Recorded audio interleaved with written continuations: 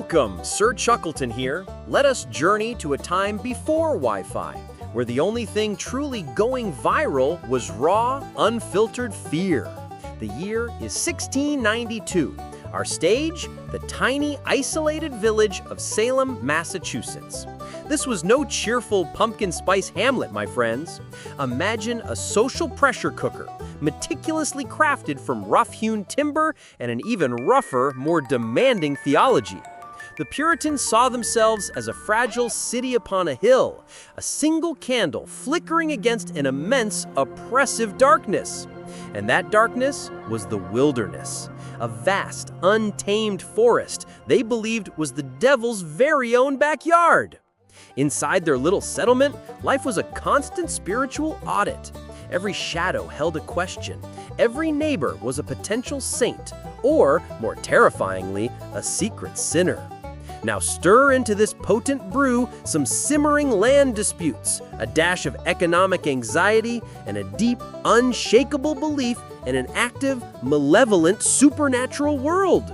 You see, this wasn't just a place. It was a perfectly engineered cauldron of piety and paranoia, just waiting for the first stray spark to make the whole thing boil over. Welcome back.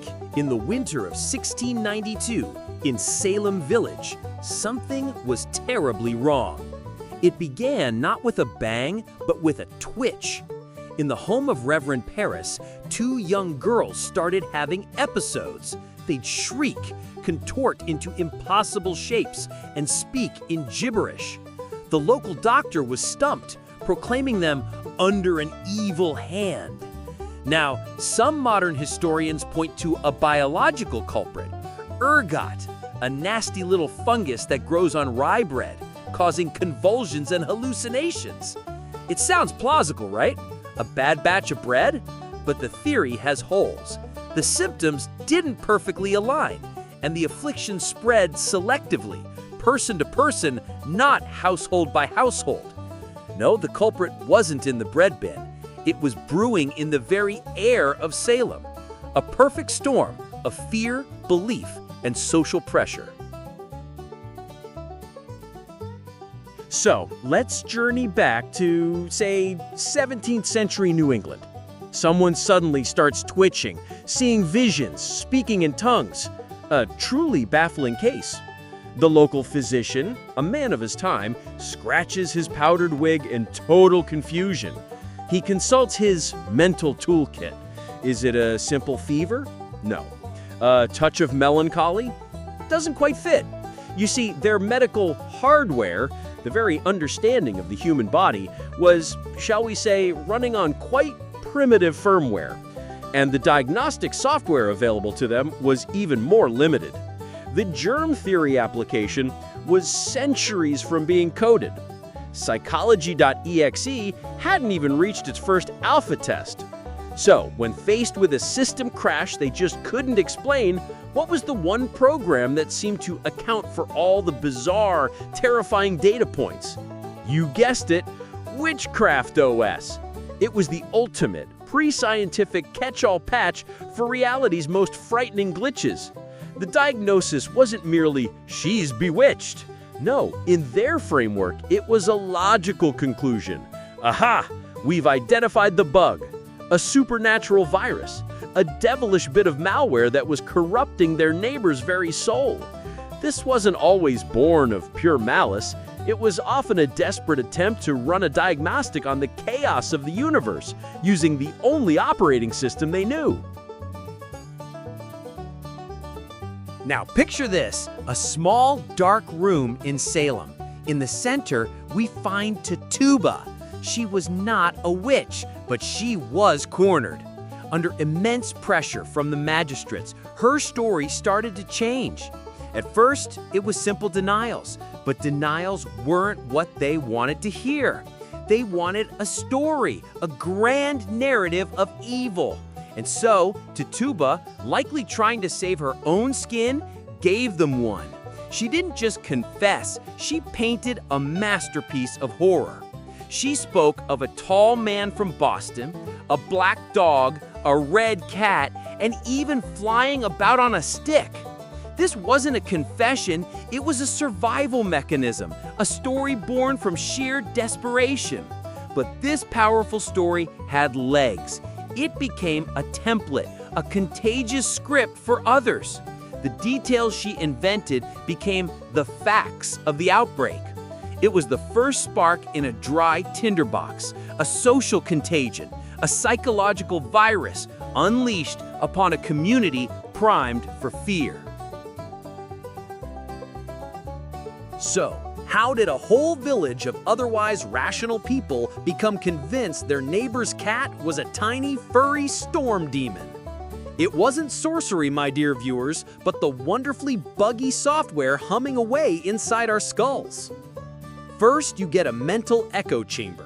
One person nervously whispers, "witchcraft," and the idea bounces off the walls of the community, growing louder and more distorted with each echo. That's groupthink, the ultimate social pressure cooker. Suddenly, everyone starts nodding along, not because the evidence is sound, but because being the lone dissenter is profoundly uncomfortable. Next, confirmation bias kicks in, the brain's personal "I knew it" button. A cow gets sick? Proof. A loaf of bread burns? More proof. The brain filters out everything that doesn't fit the spooky narrative. And finally, social proof delivers the knockout blow. When everyone you know and trust believes the same wild thing, your own mind concludes, well, they can't all be wrong, can they? A simple, repeatable recipe for magnificent historical chaos. Spectral evidence. Imagine presenting a legal argument based entirely on a dream you had last Tuesday. It was, quite literally, history's worst PowerPoint presentation. The core idea? A witness could testify that a person's spirit or specter appeared to them in a dream or vision and did something awful. No physical proof needed. This wasn't a fringe theory. It was a courtroom showstopper, especially during the Salem Witch Trials. Picture a stern-faced judge, let's call him Judge Grumbleskull, listening intently. On one side, you have the accused, completely bewildered. On the other, a witness dramatically pointing, "Her ghost pinched me in my sleep." The specter couldn't be cross-examined, you see. It had a phantom's right to remain silent. How do you prove your ghost was at home peacefully haunting your own attic? You can't. It was a logical pretzel, a legal black hole. This absurd standard meant accusations were convictions waiting to happen. It was the ultimate he said, she ghost said scenario. Thankfully, legal minds like Increase Mather eventually argued this was, well, insane. They realized you couldn't convict a person based on evidence provided by a demon, which is what they thought a specter was. So the worst PowerPoint in legal history was finally closed, but not before causing irreversible damage.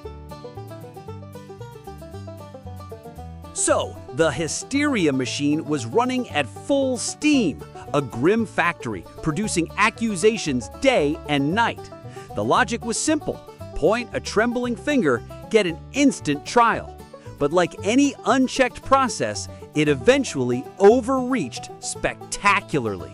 The young accusers, perhaps drunk on newfound power, began aiming their spectral sights higher up the social ladder. Suddenly, it wasn't just outcasts and rivals being named. They pointed at prominent merchants with heavy coin purses and deeply respected clergymen. The tipping point? A whisper, then an outright accusation against the governor's own wife, Lady Phipps. Now this was a problem. The powerful elites, previously content to observe the chaos from their comfortable drawing rooms, felt a sudden chill. Their own names were now on the list. This wasn't just a village squabble anymore. It was a threat to the very structure of their society. The governor, likely spurred by a stern word at home, finally acted. The special court was unceremoniously disbanded. The jail doors creaked open. The fever, which had raged so fiercely, finally broke. It seems even the most terrifying phantoms are afraid of a governor's angry spouse. Sir Chuckleton introduces 1692's Salem. A single accusation is whispered. The whisper ignites a wildfire of paranoia. Evidence is optional. Fear is mandatory. Social pressure and groupthink are shown. Sir Chuckleton signals a time jump forward. Cobblestones morph into fiber optics. A town crier becomes a trending hashtag. Sir Chuckleton notes the familiar pattern. An unverified post appears. Misinformation circles the globe faster than truth. An anonymous comment multiplies. A baseless claim becomes fact. The algorithmic echo chamber is visualized. One voice is amplified, dissent is silenced. Digital pitchforks are raised. A virtual mob demands justice. The accused is tried by clicks, not peers. The psychology of belonging is shown. Fear of the other is visualized. Confirmation bias is explained simply. Sir Chuckleton presents the final lesson. So what's the antidote to this recurring fever of the public mind? Is it a complex formula locked away in some dusty sociological text? Not quite. The prescription, it seems, is surprisingly simple, yet profoundly powerful. It begins not with a grand declaration, but with a quiet, humble question. Wait, why? This simple inquiry acts like a single, potent antibody. It latches onto the slippery surface of a viral rumor and prevents it from replicating wildly in the echo chambers of our minds. Curiosity is the first line of defense. Critical thought? That's the booster shot. It trains our mental immune system to recognize patterns, to spot the flimsy logic, the emotional manipulation, the telltale signs of a hysteria in the making. We don't need to be geniuses or stoic philosophers. We just need to cultivate a healthy dose of skepticism. Think of your mind as a garden. Will you let any old weed take root without question? Or will you be the discerning gardener who inspects each seed before planting? So, the next time you feel the pull of the crowd, the urgent whisper of a sensational story, pause. Inoculate yourself with a simple question, because the most enduring immunity we can build is the immunity of a mind that dares to inquire.